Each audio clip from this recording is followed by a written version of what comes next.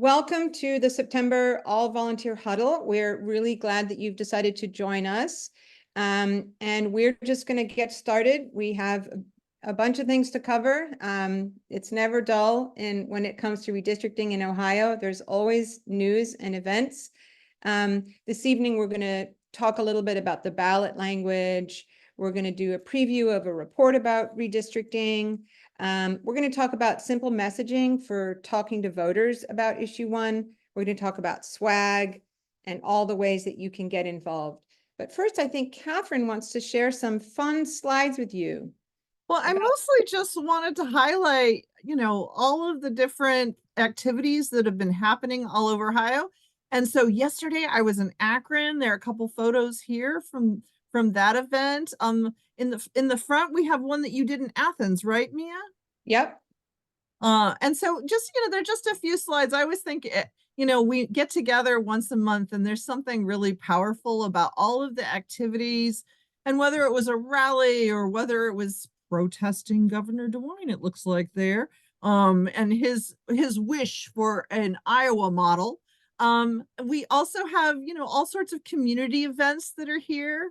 And I love this one. It is that season for football. And it's just a wonderful time of year to get out there, go to the farmer's market, distribute literature, and knock on a few doors. And so, Mia, one more picture, I think.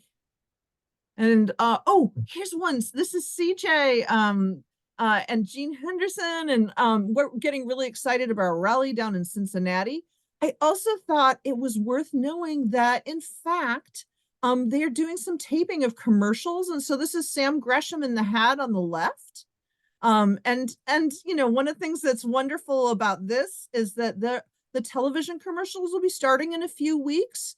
And in the meantime, we need to do what we can to educate voters and do what we can to get out the vote. Today, we're really lucky because Debbie Dahlke is going to be talking about how do you talk, with other Ohioans? How do you talk to your friends and neighbors about the need for issue 1 and why we should vote yes? And here we have a picture here of her on the right.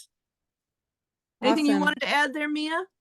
I don't think so. I do love to see all those pictures of all the folks out and about and all the different ways that they are spreading the word about issue 1, which really is so incredibly important. So we're just going to dive right into it now.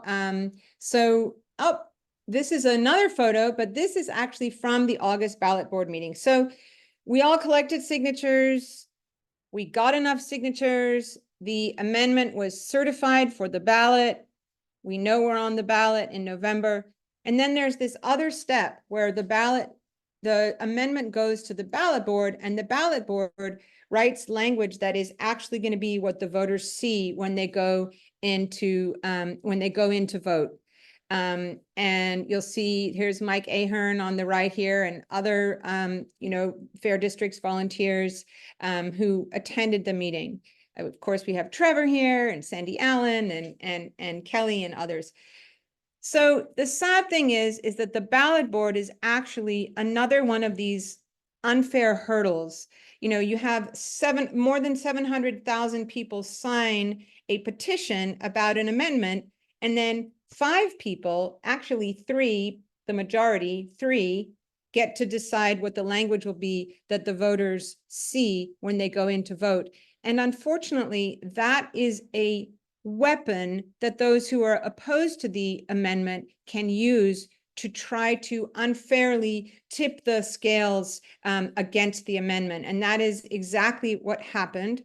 One way they do that is by making ballot language which is long and complicated. So there are more than 900 words in the ballot board summary of issue 1.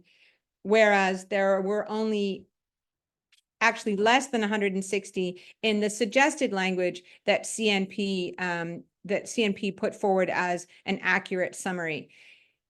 So when they don't like an amendment, they make it long and complicated. They twist it around. When they do like an amendment, they make it short and simple. So in 2015 and in 2018, the ballot language was short and simple, 131 words in 2015 and 111 words in 2018.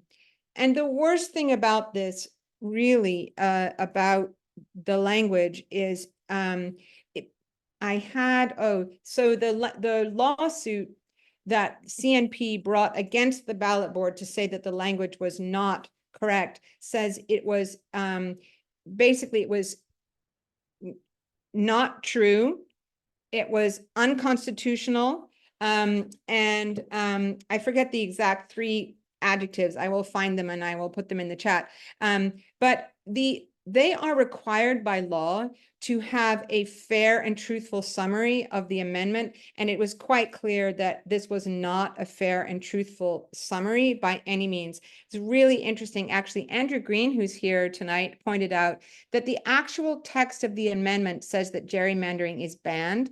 And the petition summary that was certified as fair and truthful by Attorney General Yost says that gerrymandering is banned, says the amendment says that gerrymandering is banned. And yet the ballot language that was approved by the ballot board says the opposite. It says that gerrymandering is required.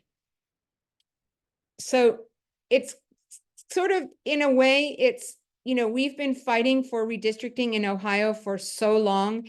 So many people in Ohio now know that they're against gerrymandering. The worst thing that the ballot board could think of to say about this amendment is that it was gerrymandering. So that's literally what they said. They said, this amendment requires the people drawing the maps to gerrymander. Of course, we know that the opposite is true. Basically, what they're pretending is that if you make any conscious decisions at all in order to make a balanced map, then you're gerrymandering. This is not true. The definition of gerrymandering is making decisions and drawing a map in order to create an unfair advantage for one party or another, or one politician or another. Drawing maps so that they're fair is not gerrymandering. So it's quite worrying that this language is so bad, so long, so confusing, so upside down. Ohioans are kind of tired of this whole issue. And we really don't want them to be confused and just say, oh, I don't even know what this is about. Let's just vote no. That's why it's so important in the next 4 or 5 weeks that we get out there and we say yes on issue 1, yes on issue 1 to end gerrymandering in Ohio. So if we didn't have a flame under us before the ballot board wrote its language, now we do. Because we know how bad it is and how confusing it is. Yes, there was and here's some examples. So this is the ballot language now, which is repeal the 2015 and 2018 redistricting measure, which we all know they didn't abide by, and they drew gerrymandered maps, and establish a taxpayer-funded commission required to gerrymander the boundaries of state legislative and congressional districts. So it's really disgusting and a little bit terrifying. And compare that to May 2018, which is very clear, very short, very simple. So this is one of the tools that can be used against us in a really unfair way. There is a lawsuit that is pending, and we are expecting a resolution. I would expect it this week, because next week, the UOCAVA ballots have to be, the overseas military and overseas ballots have to be sent. And so the language has to be final by next week. So that's the state of the ballot board. And by the way, I wanted to encourage folks to put questions in the Q&A box if you have any, and we will certainly try to get to them. And yes, this kind of waving this flag of taxpayer funded. Well, the lawsuits that we had to fight because of all the gerrymandered maps, the 7 sets of gerrymandered maps that came in the, this time around, how many millions did that cost us, cost the taxpayers, et cetera. So this is a real setback, but hopefully it will motivate us even more to get out there and to spread the word about yes on issue 1.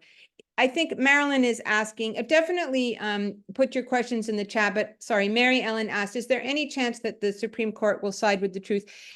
It's very likely that they'll do some little fixes. I don't know if you remember in November with the reproductive rights amendment, they fixed a couple of things, but they didn't make any wholesale changes. And I think that's probably what we're going to see here as well. They'll make a few little changes, but they aren't going to they're not going to adopt the CNP language, which is simple, straightforward, accurate, etc. So this is what we're up against. And that's why we have to work so hard to make sure that people know that this is our opportunity. This is our opportunity to finally take the crayon away from those lawmakers who want to just keep on gerrymandering forever. And, you know, the more bad things you hear about this amendment from the people who are benefiting from gerrymandering, the more you know that this is an effective and powerful tool to end gerrymandering in Ohio. So this ballot language is actually testament to the fact that the amendment is well written and powerful and will really bring change to Ohio. But unfortunately, we have to win. So that's our task right now. Okay, yes, and most BOEs have to start printing ballots, you know, very soon. Okay, I'm going to pass on to the next next topic, but I'm going to look through the chat, and if there are any questions, I will go back. But don't be afraid. So there is a good one. Yeah. So it's Yes. From a familiar name, Annette Tucker Sutherland. And she's wondering, all right, well, does, you know, essentially, does the Ohio Supreme Court write the language if they don't like it, or do they send it back to the ballot board? Well, I think that the court just amends it. Is that not accurate, Catherine? What happens is they send it back to the ballot board. Oh, all right. And so, yeah, Bad. so it's one of the things that I think is really a challenge, because of course you're giving it back to the ballot board that already created the language, and that all you have to do is look at the summary: to create an appointed redistricting commission, not elected or subject to removal by the voters of the state. That, you know, so even when they're providing information about, you know, it's an independent citizens redistricting commission, they are obviously putting a thumb on the scale. Now the Supreme Court will suggest language, but the ballot board will make a decision about the language. I think the thing that's hard is that because the ballots will need to be sent overseas, there is a natural deadline. Like, it's not like if the ballot board chooses to do the wrong thing again, that we can, that in fact we can challenge it again. And so, you know, one of the things that I've been saying is that we should be thinking about the next citizen initiatives that we do and how we should change the ballot. You know, the ballot board was a reform that was passed in 1981, and it was intended to diminish the power of the Secretary of State, because the Secretary of State was the person that wrote the ballot language, and there was worry that it wasn't actually a fair situation. And so I think we need to revisit that again and think about how it is that we can, in fact, create a truly fair, independent ballot board as well. But that is something for another day after we win in November. Yes, I like how Catherine is already plotting the next reforms to make all of democracy better in Ohio. So, well, you know, and we should all be thinking, we should be thinking about next year, because what is exciting is that we are going to be focused on, you know, the independent redistricting commission. Some of us might apply to be on it. Some of us might, you know, testify. I think there are all sorts of ways that we can be really engaged in being sure that we have fair maps next year. But we should be thinking, all right, we've been thinking systemically about changes. We should be thinking about, well, what are the next things? How can we create greater transparency? What can we do so that we can really invite people in? What's the next big fight after we win in November? Yeah. A couple of things. There's a couple of people in the chat who've asked where they can get literature. I think the best thing to do is actually just email me and let me know what part of the state you're in, and we can make sure that we get literature to you. Also, somebody asked, will there be literature that talks about the ballot language? No, there won't, because honestly, what we really want to focus on is yes on issue one, yes on one, to end gerrymandering once and for all. Don't be fooled by politicians. Don't be fooled by the people that want to hang on to their power. Yes on one, because it gets a little bit, I think you said yourself, it gets a little too complicated to get into the whole, just make sure that people know when they go in, just yes on one, and I think that will work better. But we do have literature, we do have flyers, we do have commit to vote cards, we do have posters, we do have all kinds of things, and we want to make sure that you have them. If you're out talking to voters, we want to make sure that you have them. So please make sure that you get in touch, and we'll get those materials to you. Okay, moving on. Before we go any further, there was Yes. one of the questions was, well, this is very confusing. How can we be sure about what we're voting on? And I think that is the point. Yes. You know, what is really important here is this bad language that will be on our ballots does not change the amendment. That's right. The amendment stays the same. That's right. So I do think, yeah, I think that's a really important point. And it is something that someone, you know, as you're out canvassing and you're having conversations, people will ask you. And I cut you off, Mia. No, it's fine. I think, Elizabeth, let's share the Mobilize link so that because all of the things are there. The ballot language, the amendment itself doesn't change. The thing that people signed, the petition that they signed, that is the same. And so that's really important. I will look back through the chat. Do we want to make sure, Elizabeth, do you want to introduce this next section? Sure. Are we ready to talk about the Sorry, yes. Stranger And District? I'm having this silly problem again that I can't see the Q&A box because it's hiding behind my slides. So I'm going to leave it to Catherine to answer the things in the Q&A. All right. Well, one of the things that is exciting, and Elizabeth, did you want to tell us a little bit about David Niven and the report that he's working on? Sure. So Dr. David Niven, if you have not been familiar with him, he is a University of Cincinnati professor of political science, and he is often a person who is quoted in the news when talking about redistricting and actually many political Ohio-centric things. A few months ago, we at the League commissioned him to do a report to coincide with the special election in Ohio's 6th district back in June. And what we wanted to do was have him do some research that was going to create some vignettes and stories that made the insanity of redistricting come alive. And so what he did for us in the Strangers in the District report, which thank you, Tiffany, for putting in, was call out a couple of really specific facts and then kind of build a story around them.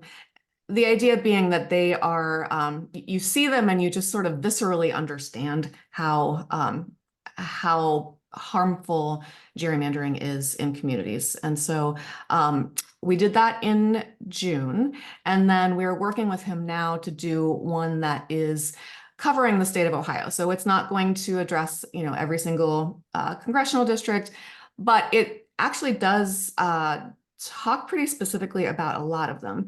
So we're not ready to unveil it yet. We are kind of still teasing you about it. But Catherine's going to talk a bit about the ones from the 6th district and then give a little bit of a teaser trailer for the report that's coming. So I think this is exciting. You know, one of the things that as we're thinking about the district lines and the problems with the districts, I think it's really important. You know, I don't know if any of you have been following the wonderful Anna Staver program, Untangling, and basically untangling redistricting. And she's been looking at all of these different aspects about, redistricting and what is gerrymandering and, how does this all come together?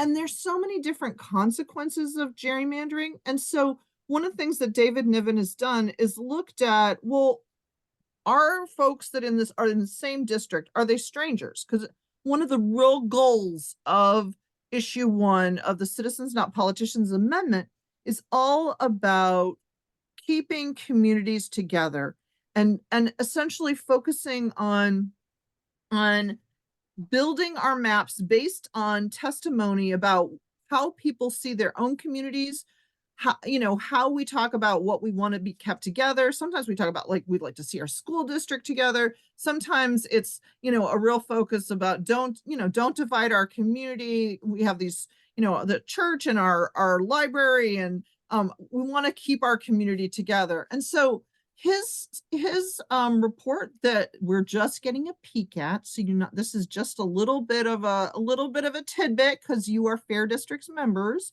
and is this look at a couple different districts today, and so here's the 6th congressional district, and the notion that so often when you look at the districts, they're so twisted and manipulated that in fact the folks are strangers. So you have kind of the clean energy area kind of up near Stark County, and then you have the area where there's coal mining in the south. And then if you go to the next district, this is another way to think, next slide, it's another way to think about kind of the weird things that happen with gerrymandering. So this is in Tuscarawas County. So the Strasburg-Franklin local school district has only two schools. One's an elementary school, the other's got like the middle school and the high schools combined, and they're in 2 different congressional districts. And then on to the next one. And then the 12th congressional district. Mia, is this your district? Not anymore. It used to be. Okay. Oh, so for many of us in Columbus, the 12th congressional district, I'm in the 15th, is one of our districts. There's the 3rd, the 12th, and the 15th. And so when we look at this, here we have the 12th congressional district, but it picks up a section of Columbus, and then it works its way all the way kind of around it in this weird way. And it actually has 4 designated forecasting areas. So it's just a way to think about, folks are not exactly in community in these districts. And then the next slide, Mia. And then here's something really simple to think about. Claremont County has among the highest rates of broadband access. So they have, when we think about that digital divide, there is a clear digital divide here. So here we have Gallia, which has the lowest, and then you have Claremont that is among the highest in the state. And it's a way of thinking about gerrymandering is, well, how are folks represented, and are they getting the representation that they need, and how does one individual represent them when they go off to Congress? And so that's just a little bit of a tidbit. Anything that you wanted to add, Elizabeth? I think you got it. I think that the first report had people had a really strong positive reaction to it. I think this one is going to be even better. I think that because, as interesting as the 6th district is generally, and particularly for people in the 6th district, this new one will be covering more parts of Ohio. So there can be more things that you can point to in your own communities and say, look at in the 12th district, look at this weather system, look at the distance it takes to go to your district office, all those things. So I think that's going to be super helpful for people in talking about and giving like real world examples of the way that gerrymandering impacts our communities.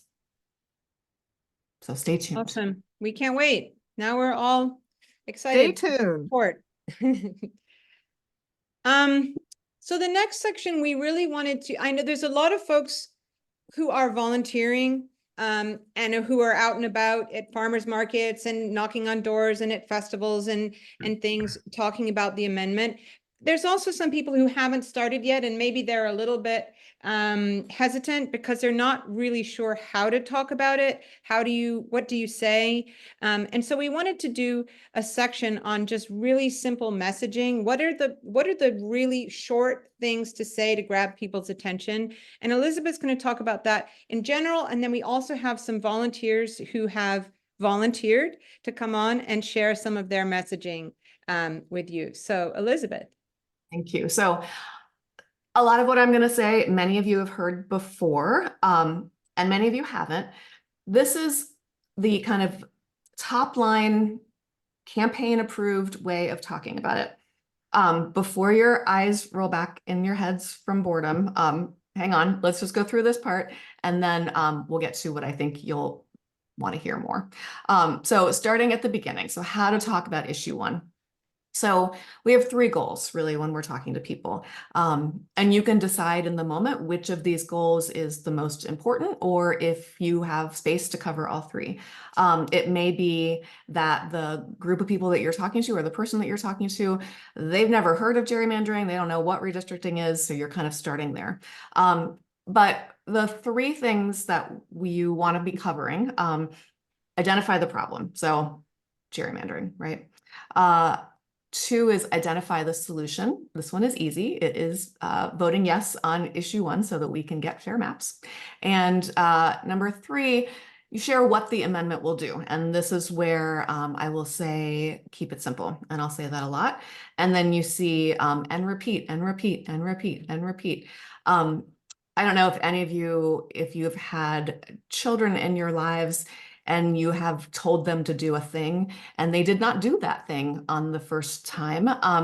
And it takes a while for messages to get through to our brains. And this is true for all of us, not just kids. So saying kind of the same things over and over again is effective. Okay, we can go to the next slide. So gerrymandering is the problem. And there's a couple ways to talk about gerrymandering. I think what I've seen to be the most successful and strongest thing to say is the first 2 things. So gerrymandered districts let representatives pick their voters instead of voters picking their representatives. That is something that makes sense to people intuitively also, that they hear and they're like, yeah, that doesn't make any sense. Why would I let the person who is going to represent me choose who their voters are? That doesn't seem fair. And then the next one is that gerrymandering means that politicians can't be accountable. They can't be held accountable, because even if it's the same party, even if the district representative is the same party that you are, if they don't have to listen to you, it doesn't really matter if you share a set of political values. If they're not going to be held accountable, it's all kind of the Wild West. And then a few more things to say. Gerrymandering lowers voter participation. And when voters lose faith in the system, they kind of fall off, right? They just stop voting. They feel like their vote doesn't matter. And the fewer people we have voting, the less representative of a government we have. That might be a little in the weeds. It might be for a more specific audience, but it's something to keep in your back pocket. And finally, gerrymandering steals voter power. Rigged districts dilute the power of people who oppose the party and politicians in power. And we go to the next one. So again, citizens, not politicians is the solution. Citizens, not politicians takes politicians and lobbyists out of the redistricting process. And as much as I love that we have an issue number, issue 1, yay, I still want to say citizens, not politicians, because it tells the story for us in a lot of ways. It's, literally citizens, not politicians. Career politicians will finally have competition, which gives voters real choices. Competition gives voters incentive to listen to us. It makes a big difference. Competitive districts mean that Ohio voters decide who represents them, not politicians and lobbyists. So going back to that earlier point with gerrymandering, that it's so bad because it lets the politicians choose who they represent. And this flips it and lets the citizens pick who represent them, which is as it is supposed to be. And then finally, citizens, not politicians, restores power to us. So voting yes puts citizens, not career politicians, in charge. And then what would issue 1 do? So often when we're talking about this stuff, we're talking about it in kind of abstract, people good, politicians bad kind of way, which is great. But at some point, people are probably going to say, okay, this is all well and good, but what does this actually do? And so here's what it actually does. It would create a 15-member Ohio Citizens Redistricting Commission that is made up of equal numbers of Republicans, Democrats, and Independents, so 5 of each from diverse groups and regions across Ohio. It would ban politicians and lobbyists from sitting on the commission. It would ban gerrymandering, for real, for good, by finally making it unconstitutional to draw maps that advantage or disadvantage any party or politician. And it requires the commission to operate under an open and independent process. So those are the kind of 4 things that you will say a lot when you're explaining what the amendment actually does.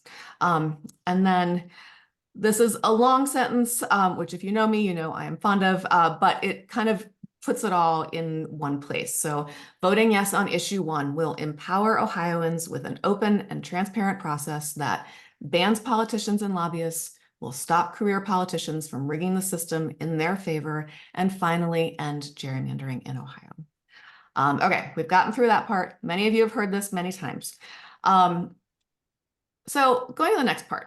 So yes, these are the official messages. This is what, I want you to say as many times as you possibly can until you want to launch yourself into the sun. If you feel like you have to say it one more time, just keep saying it. And also, there are some spins on this that people are finding to be successful. So I am going to introduce Debbie Dalkey, who is one of our superstars in all the ways. So Debbie, do you want to share what has been successful for you when you're talking, first when you were collecting signatures, now when you're doing speaking events, and just when you're talking to people in the grocery store? Right. So I really want to focus on what I've been doing a lot lately is I've been standing on a street corner somewhere and people are going to some place. So you have a minimal amount of time. So everything that Elizabeth says are really the things to have in your back pocket. So if you actually have time, if they actually stop, and you can go into more detail, you can do that. But what I have started to do, because I do have a short amount of time, if I started to ask, my opening sentence is, do you know about the amendment to stop gerrymandering and give us fair districts? Now, the reason why I start with that is because it's going to sort the people you talk to. They are people who either are a little bit familiar with it and your basic job there is motivating, or they are people who are going to be pretty clueless. So the motivating part, both groups get. So that's what I'm going to start with. Because lately, people have been saying, oh, I've already signed it. And so then it's, well, great. So you know what it's about. And I do go over some of the basics. It puts citizens in charge of the redistricting process. And I say, and sometimes I even say, you can be on the commission. It's ordinary people like you or I, and you could actually be on the commission that will draw the districts. So we know that ordinary citizens will draw districts that work for us. And if it looks like they're actually stopping, then you can go into the, well, 5 Republicans, 5 Democrats, 5 independents. But if they're rapidly moving by you, then I don't add that. So I remind them, so it's vote yes for issue 1. And the politicians are actually going to write the language that's going to be on the ballot. So they're going to try to confuse us. So you really need to remember that it's vote yes. I give them a card, and if they don't want to take the card, oh, I already know about it. I encourage them, well, take this in case you have a friend who might want to look at it. So then what do we do with the people who either say, what is gerrymandering? Or they're kind of looking, because I have my sign, so looking a little bit confused at the sign. So what's the quickest way you can bring them up to speed? So I say, well, gerrymandering, what redistricting is, it's drawing the different voting districts and give them examples. So I'm in Northwest Ohio. So I say, for example, if you live in Bowling Green, you're in Bob Latta's district. If you're up in Toledo, you're in Marcy Kaptur's district. And that usually is sufficient to really bring them up to speed with what it is that you're talking about. So then I say, well, every 10 years, we have to draw new districts to adjust for the changes in population. And currently, it's the state politicians that are in charge of drawing the districts. And they're drawing districts that will benefit them, that will give them job security. And then if they really have stopped and you've got more time, then you can talk about the splitting of the communities. And then I move into the what I said before about put citizens in charge and draw districts that work for us and the other things. That's it. amazing. And I think something that's important too, so, we're talking about language that, we want you to keep kind of saying again and again and keep coming back to. But kind of what Debbie is saying too is that each person that you talk to, each audience that you have are a little bit different, and you are the best gauge of that, right? So, when you are talking with a group and you've got a little bit more time, and maybe that they have a little bit more experience in voting, for instance, generally or specifically around redistricting, then you kind of take one direction. If it's somebody who they're a new voter, or this is not something that's captured their attention, which is the case for most people, up until pretty recently, when they kind of started to see a lot of headlines and they're starting to get excited about the possibility of it not being this way, then you kind of you gauge that, and you say, the things that Debbie's talking about, you kind of give some baseline. And then Jean, you're here too. Can you share a little bit about what's been successful for you when you've been talking? Yes, I can. Like Debbie was saying, I think you have to be really nimble. You have to know, and you'll know by looking at the people that you're talking to, how much time you have. You can tell when someone wants to skedaddle. So if I have time, what I like to do is I break down my talk into 3 pieces: what we value as people together, who the real villain is, gerrymandering, and what the solution or the vision for the future is.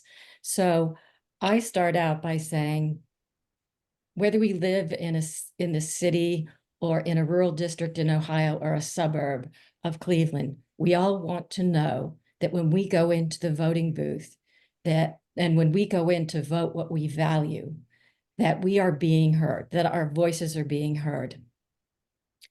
The real villain in this is gerrymandering. When politicians draw lines to favor or disfavor a political party, they can't be held accountable. They're protecting their jobs when they draw their lines and pick their voters instead of us picking our politicians.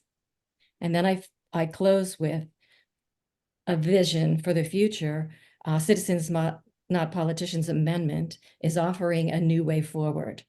It's giving the power back to the people where it belongs and giving us an opportunity to set our own way forward. So if I have time, I try to hit those 3 things: what we value, who the villain is, and what the vision for the future is. If I don't, and then you can go into all kinds of things, because people will ask questions. Well, what is this new amendment going to do? And like Debbie says, you can break it down into, there are 15 members. 5 Republicans, 5 Democrats, 5 independents, and you can go through a little bit about what they're doing and how it'll work. If I have no time and people are just breezing by, I like to say vote yes on issue 1. Voting yes on issue 1 offers Ohioans a new way forward. A no vote means we keep the same rigged districts. Short and sweet. Yeah. Yeah, totally. And, a line that really works too is, do you feel like politicians don't listen to you? This is why. And that sort of invites them into the conversation a little. And I just want to say one quick thing, which is kind of going off of what you were saying, Jean. Successful communication requires some empathy and some understanding of who you're talking to. And so you can know all of the things, but if you can't convey them in a way that is accessible to the person that you are trying to persuade, then it isn't super useful. And so that's the challenge for all of us, is to be able to talk about, frankly, constitutional amendments are a bit wonky, and perhaps with the exception of those of us present, not the thing that everybody wants to talk about all the time. And so our job is to make it compelling for people, and part of that is to kind of boil it down, to sort of essentialize it to the most important things about this. So you guys are doing amazingly. Bill, you had a few things too that have Can been. I just say one quick thing, Elizabeth? Sorry. I know you had pointed out that it's always good to end on a positive. I really, really love what you said here, Jean, but I think we should switch the order of the last 2 sentences. So, a no vote, we keep our rigged districts, but a yes vote offers us a new way forward, and just switch the order like that. Just because the last thing that people hear is what sticks with them the most. And so you want to leave them with something positive, right? With the action item that you want them to do, which is vote yes. Thank you, Mia. Thank you, Jean. Bill, what were you having success with? So I think that, as other people have been saying, one of the key things is that all of us are looking at this and we recognize all of the complexity of this amendment. But when you're talking to people, you need to boil this down to a very simple few words that you can communicate with people. And so what I've been saying is, first, as Deborah said, asking, are you familiar with issue 1, getting a sense of where they're at. We're doing a lot of canvassing, and we're getting a lot of people at doors who have some understanding of it. So just expanding upon that knowledge is the main point there. But when we get to people who have less knowledge, I'm always saying, this would change the way that we draw the state legislative and federal congressional districts in order to better reflect the will of voters. And my main pitch is, currently, the districts are drawn by politicians to benefit politicians. This would create a citizens commission that would actually draw the districts to represent voters. Mm-hmm. And that really seems to communicate with people pretty well. They then tend to ask a couple of questions, and I usually go into the composition, the 5, 5, and 5, the fact that it's banning all of the current and former politicians and all of that stuff. And with people who have additional questions, I think this is where, a lot of our people have had concerns. What if they ask a really complex question and I don't have the answer? Well, first of all, it's very seldom that you're going to get that complex question, and we can refer them to the website where there's all the details and they can read the entire thing. And really, I sometimes think that overcoming the concern about that is as important as anything in being able to have the communication with people, because we're supposed to keep it simple here. And we have made up a little cheat sheet that we send out with our people that has some of the myths and realities, and we have that in their hands. And we've told them, if it helps, just go ahead and show this to them. So the myths that are in there are issue one wouldn't end gerrymandering, it would actually require gerrymandering. And then we answer that. And issue one would remove elected officials from the redistricting process and replace them with a group of appointed officials who are unaccountable to voters. And we answer that. And issue one would eliminate the protections against gerrymandering put in place by more than 70% of Ohio voters in 2015 and 2018, and we answered that. So having that information as the backup, if you get that person who needs a little more information, I think is useful. And as I say, we've got our cheat sheet. It's there for our people who are out there talking to voters, but it's also, there's nothing secret about it. We can just show it to them and hand it to them. The one objection that I have gotten, the one talking point that seems to have gotten through some is the issue of, well, if we take my elected officials out of this, then how do it's an unaccountable group of people. And my answer to that is, well, the elected officials are the people who passed the redistricting that 7 times was ruled unconstitutional by the Ohio Supreme Court. I don't think we should trust them an 8th time. Right. And the one other thing that we have done, when you get somebody who is, kind of talking your language and they're sort of on board, we do remind them that the language that's going to be on the ballot essentially lies about what the actual amendment will do. And one of our people has taken to telling people, she says that I don't care what you see on the ballot. If it's written in Latin, just go ahead. You remember, vote yes on issue 1.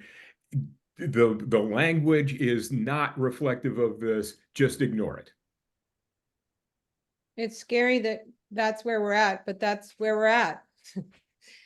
Yeah, all of that, what he said. And I want to add too, so if somebody's asking you a question that you don't have an answer to, first of all, like, totally fair and reasonable that you do not have the question or the answers to all the things. None of us have the answers to all the things. When you're directing them to other sources, absolutely, yes, the Citizens Not Politicians website, but I'm going to do a plug for the Fair Districts website as well. The Fair Districts website has a lot of practical information about kind of how we got here. It has a really good, if I do say so myself, FAQ that answers the most common questions that we hear and that we expect you will be hearing as well. Bill, did you want to say something? I did. I'm sorry. I didn't mean to interrupt. I did have one other point that I neglected to say that I have found is useful with some people. So some people have asked me, well, how do you know that this is gerrymandered? How do you know that the state is gerrymandered? How do you define that? And how will we know when it's right? And one of the things that I have taken to saying, if you get into that far into a conversation with someone, is, as it turns out, that there's math that you can do that tells you whether we're gerrymandered or not. And so as a state, we tend to vote 54% Republican, 46% Democrat. That's been a consistent pattern over the years. And yet our state Senate is 76% Republican. Subtract the 54 from the 76, you get 22%. That is the measure of how gerrymandered we are as a state. And that seems to help some people overcome the kind of vague concept of what is gerrymandering and what does it mean. And if you can put an actual number on it, it seems to help some people. Absolutely. Yeah. In our speakers bureau, one of the things that we talk about is that gap between how voters vote. So say, 65% of voters vote for the, sharp-beaked party, and the rest vote for the fluffy bunny party.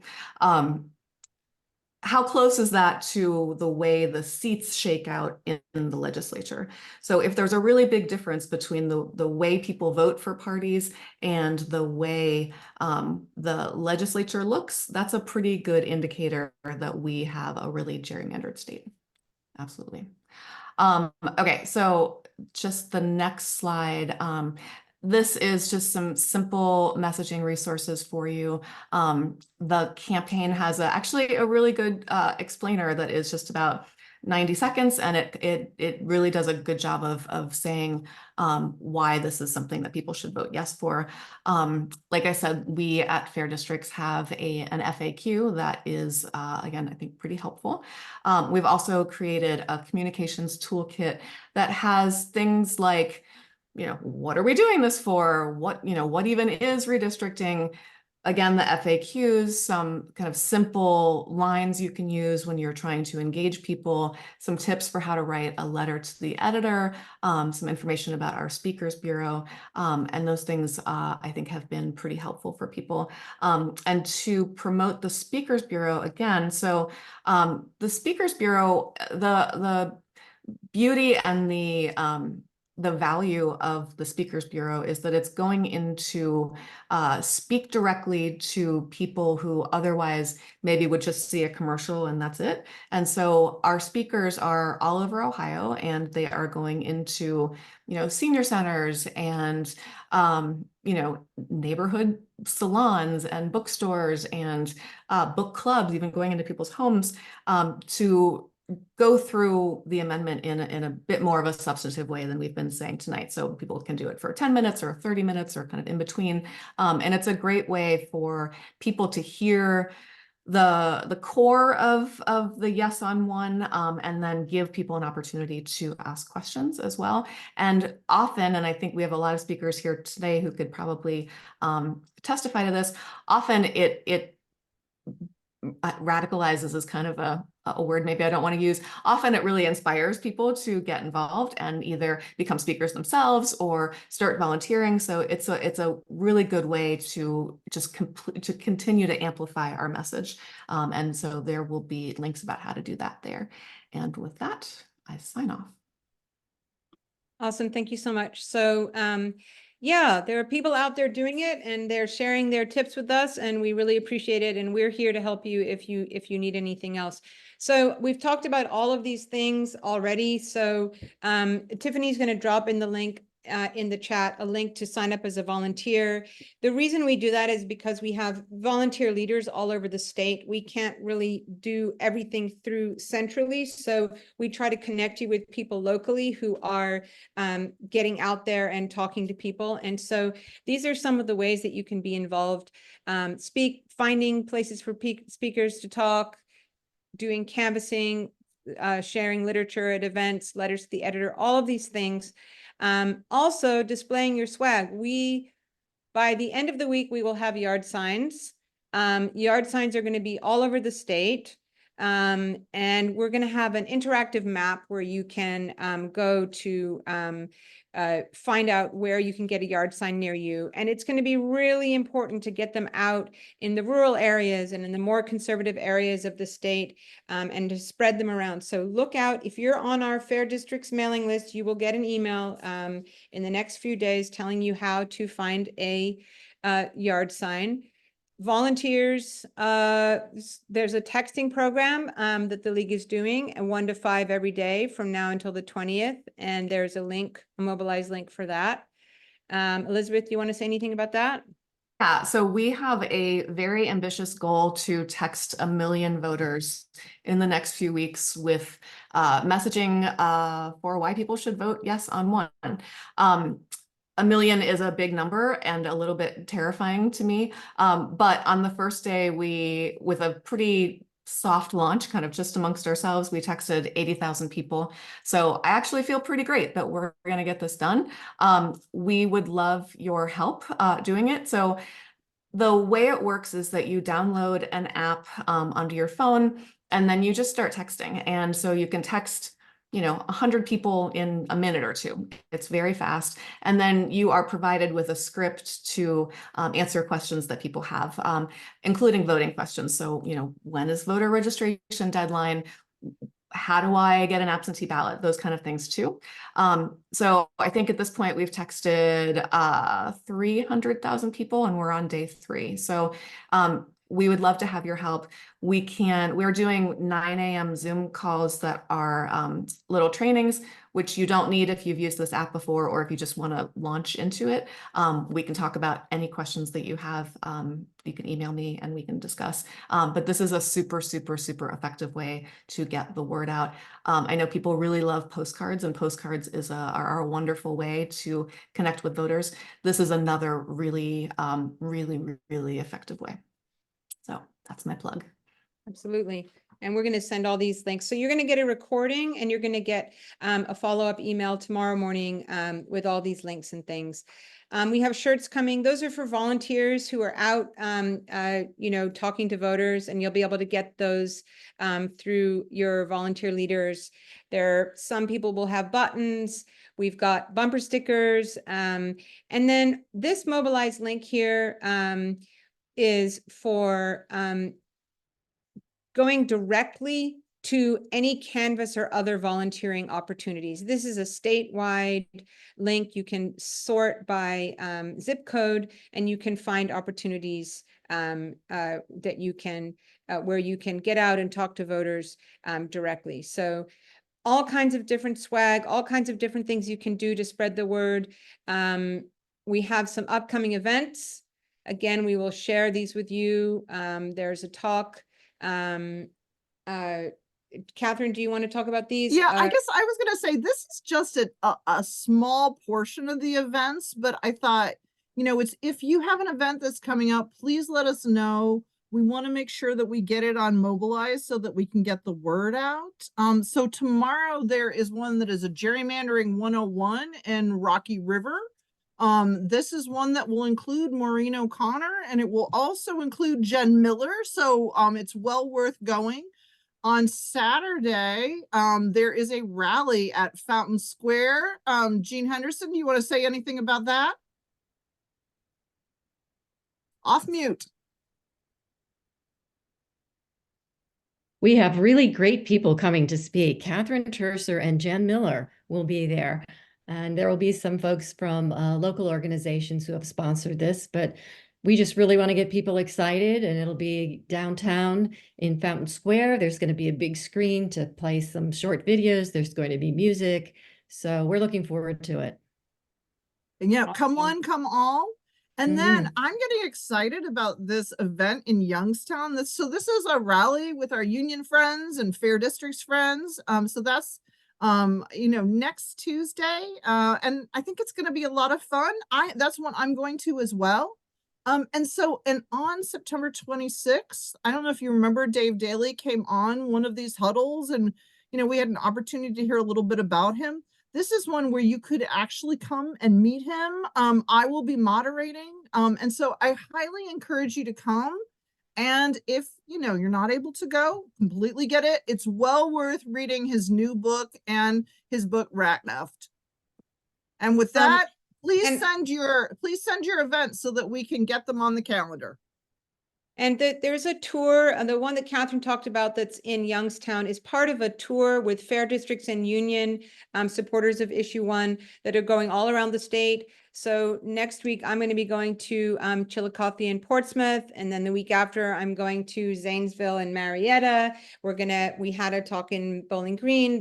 We're going to be in Lima. We're going to be in the 3 Cs. So wherever you are, you should be able to get to one of these events around the state. Andrew, Tiffany's going to drop in a link to request a speaker. And again, we will send that out in our follow-up. Anyone who is interested in hosting a speaker, definitely fill out one of those forms.